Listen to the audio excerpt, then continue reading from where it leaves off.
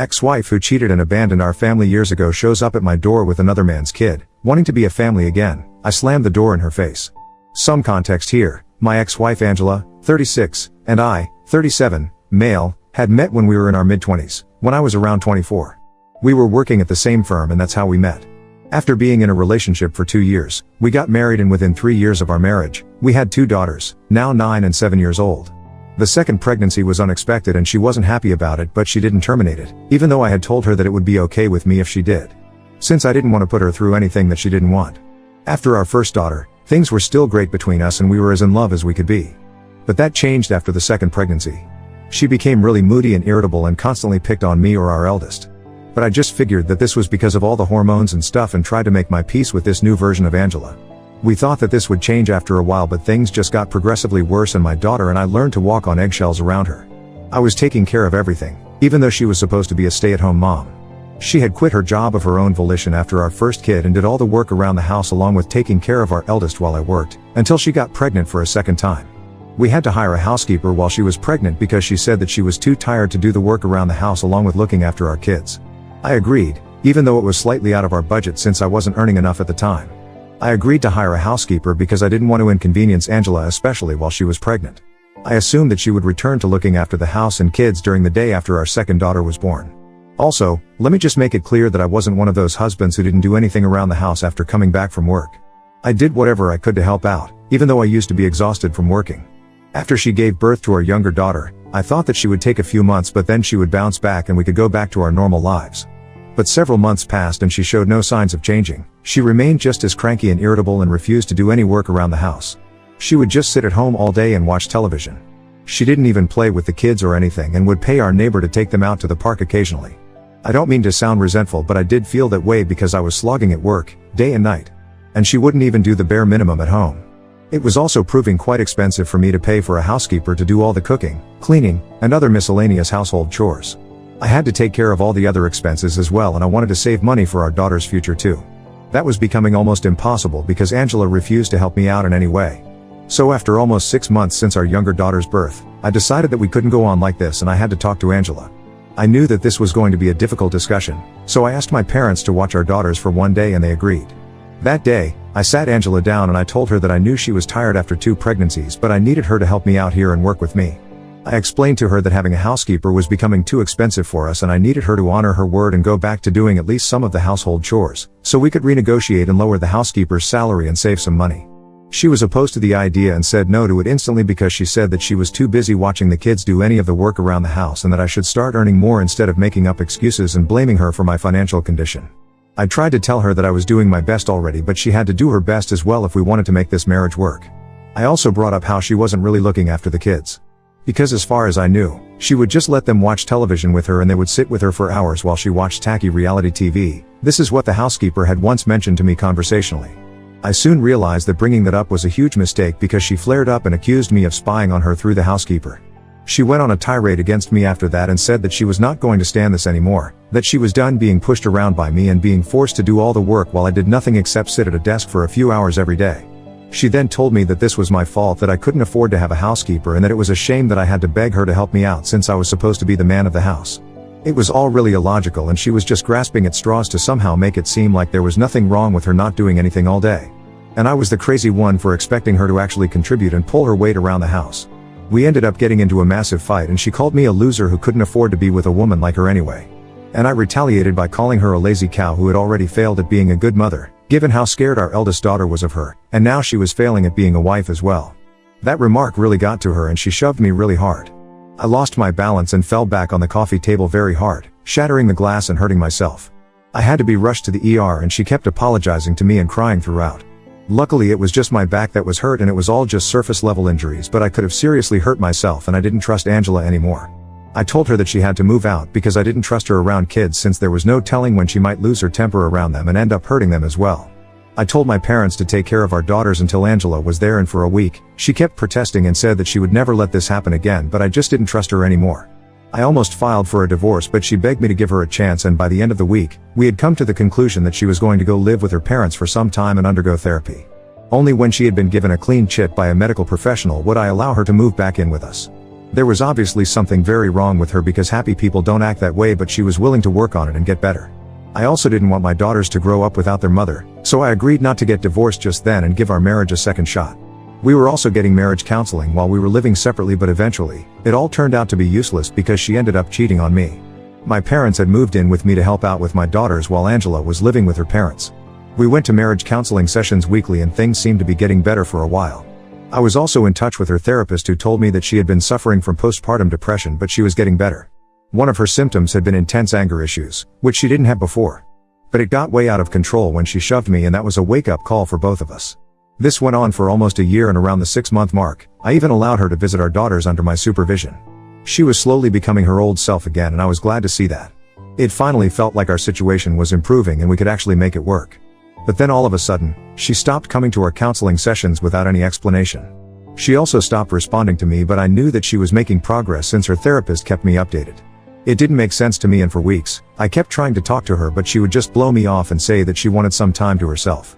Finally, after almost 3 months of her avoiding me, I decided to pay her a visit to her parents' place. I hadn't done that earlier because her parents didn't like me and blamed me because they believed that I was the one who had driven their daughter crazy and made her act out like that. So she had told me that it would be better if I didn't visit her while she was living with them, since that would just lead to a lot of drama, and that's definitely the last thing that we needed. But I broke that rule and visited them anyway, since she had been acting distant and blowing off counseling sessions. Even when she would show up occasionally, she would seem uninterested, and I just couldn't make sense of it. When I tried to talk to her in person, on the phone, or even on text, she would tell me that it was all fine. But I could make out from her behavior that there was certainly something that she was hiding from me. The day that I showed up at her parents' house, I expected her to be at home, but she wasn't there.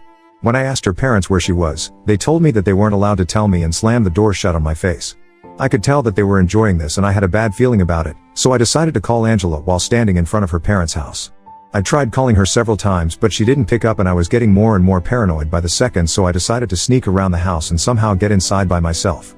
I went around to the backyard because I knew that her parents usually kept the kitchen door open, but I didn't even need to go that far because I spotted Angela sitting on the swing that her parents had in their backyard. The bad news was that she was sitting with her back to me because he was making out with a man that I didn't recognize. It's been a long time since I saw them, but it's imprinted in my brain. Because it was the most horrible moment of my life, and I haven't been able to forget it even today. The guy that she was making out with drew back as soon as he saw me, and by the time Angela turned around, I had already started walking back to my car. She caught up with me and tried to stop me, but I wasn't hearing anything that she was saying because I was in shock.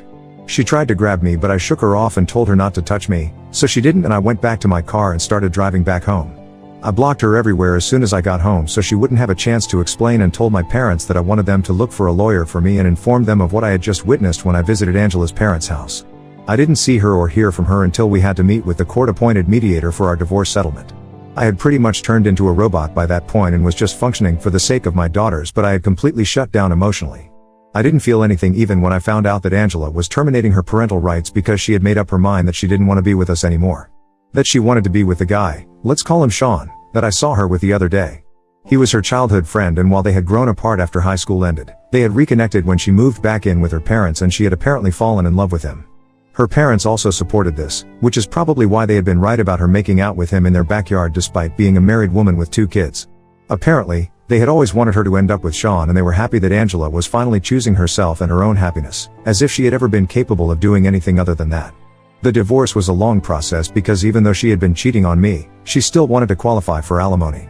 It took us a while, but my lawyer and I fought hard and made sure that she didn't get anything in the divorce because it was all rightfully mine, since I had been the one paying for everything for so long while she did nothing but watch television at home.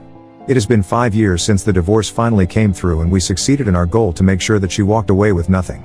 The months in which I was dealing with the divorce were some of the hardest times for me, but I knew that I couldn't break because I had to look after my daughter since they had nobody except for me. My parents were obviously really helpful and supportive, and I can't ever thank them enough for being there for me throughout, while I juggle work and taking care of my kids. It has been 5 years since, and even though back then, the divorce seemed like the worst thing that could possibly happen to me, I'm thankful for it now. Because I don't think I would have been in the place that I am today had it not been for my decision to leave Angela. Life has really treated me well since then, and I'm in a much better place now in every respect. We have since moved into a bigger house because I get paid better now and I don't have to spend money on anyone apart from myself and my daughters. My parents live close by and drop in from time to time as well. I have friends who love me, and my daughters are as happy as can be. That's all that a man needs, and I'm so thankful to the universe that it's all going well for me now. Or it was until Angela showed up again a few days ago. The kids were at school and I was just about to leave for work when I opened the door. The doorbell rang and Angela was standing outside, with a boy beside her. The boy couldn't have been older than 3 or 4 years old, and I knew that this had to be Angela's son. I was taken by surprise when I saw her standing outside my door and was still trying to process it when she started crying and said that she was here to apologize and make things right with me. She told me that she was finally ready to be a family again and give our marriage another chance. I couldn't believe that she was back here after all these years, and now, she wanted to give our marriage another chance, like it was up to her to make that decision. Within a split second, I made up my mind and decided to shut the door and turn her away because I didn't want to get into whatever this was. But before that, I told her that this was not her family anymore. I had stopped being her husband the day she cheated on me with Sean. The divorce was just a legal obligation. And she herself had given up custody of her daughters, so now, she had no right to refer to us as her family. After I said that, I shut the door and told her to go away because I didn't want her anywhere near my property. I would have cursed her out as well because I was really angry, but I refrained from doing that because of the little boy.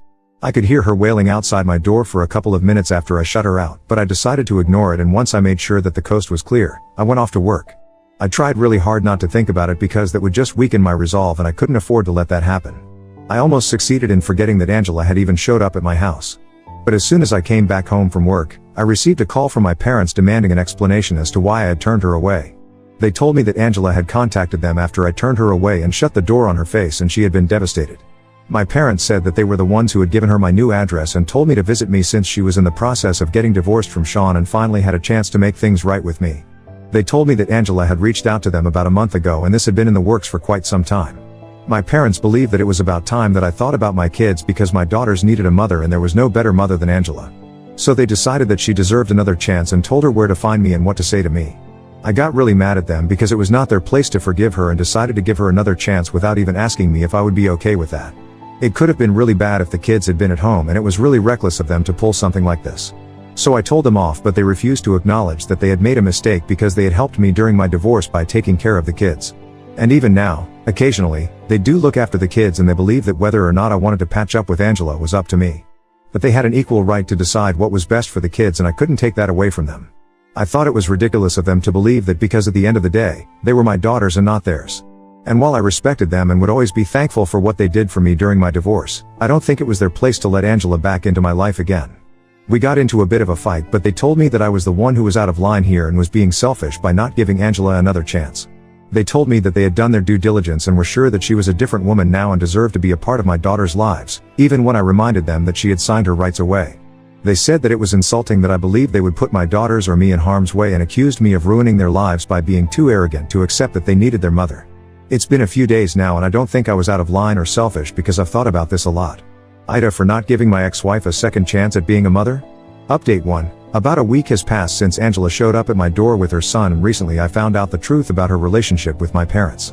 It's honestly so disturbing that I don't even know where to begin, and I'm still struggling to process it myself. It's mind-boggling how all of them have betrayed me without batting an eye. Apparently not only were they the ones who had told her my new address, but they had been in touch with her all along. I had cut her out of my life after the divorce, but they hadn't because they believed that she would come around at some point. They wouldn't talk much, only once a month maybe. But that was enough for me to feel betrayed. Sean had made Angela sign away her rights after she was sold with the divorce papers and had given her an ultimatum to either abandon her family and make a new life with him, or she could keep in touch with her kids and fight for their custody, but that would mean that she would have to leave him behind. It had been a difficult choice for her to make, according to my parents. But she ended up going with Sean, to make a new family with him, instead of sticking with the family that she already had. My parents said that Angela had contacted them shortly after I filed for divorce to tell them about her situation and asked them to help her because she wanted to still stay in contact with her kids privately. She had told them that she had been backed into a corner by both of us and either way, she wouldn't be able to see her kids. Because I had been fighting for full custody with supervised visitation rights while Sean had instructed her to abandon her kids altogether. Even if she did fight for custody and went against Sean, the chances of her getting partial custody were slim, given the circumstances of our divorce, also her history of having issues controlling her temper. So fighting for custody seemed like a waste of her time and resources. There was a very real chance that she could lose both Sean and custody of our daughters in the end, if she decided to fight. And that's where my parents came in. She met them in private and practically begged them to let her stay in touch with her daughters and help her out by acting as the bridge between them. She was aware that once she signed her rights away, she would not have any visiting rights, let alone supervision. But my parents would, and they planned on exploiting that. They successfully did so and fooled me for ages by going behind my back to allow Angela to meet our daughters. And they did so because Angela's situation struck a chord with them and they realized that they couldn't, in good conscience, keep a mother apart from her kids. Stabbing their own son in the back for years, however, didn't hurt their conscience one bit. They told me that whenever I would drop our kids off at their house, they would invite Angela over and let her spend time with them. My kids never told me that they were meeting their mom because my parents would bribe them with toys and candy, so they would keep their mouths shut about this.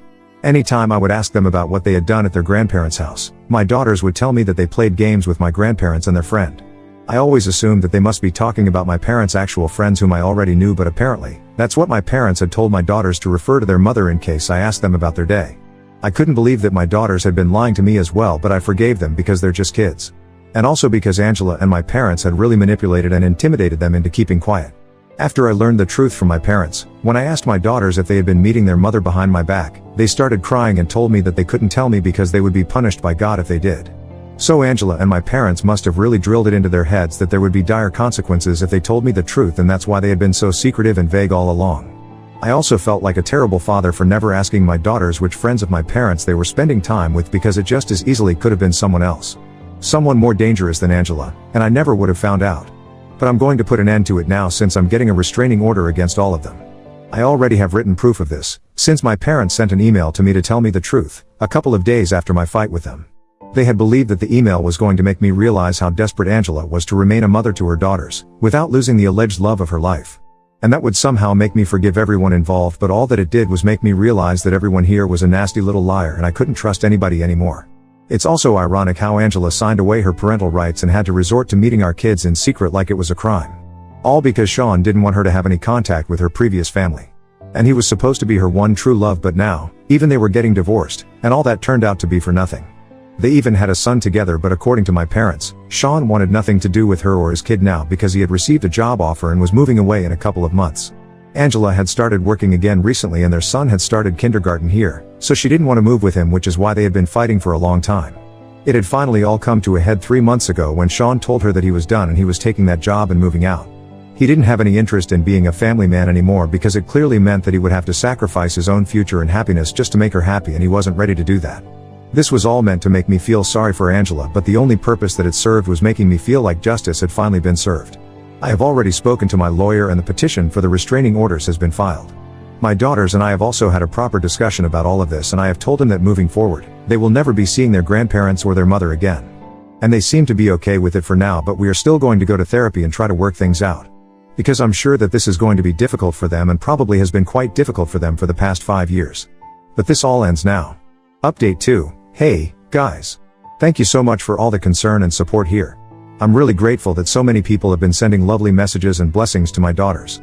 My parents and Angela have been served with restraining orders and are supposed to appear in court in a few days. I don't know how they feel about any of this because I have blocked them on every possible platform and have also told my friends not to speak to them in case they contact them. I have also amped up the security around my house and have been working from home for a couple of days. I had spoken to my daughter's school authorities and told them about the situation, too. Initially, I didn't intend on letting them go to school for a few days, but I didn't want their education to suffer because of Angel and my parents.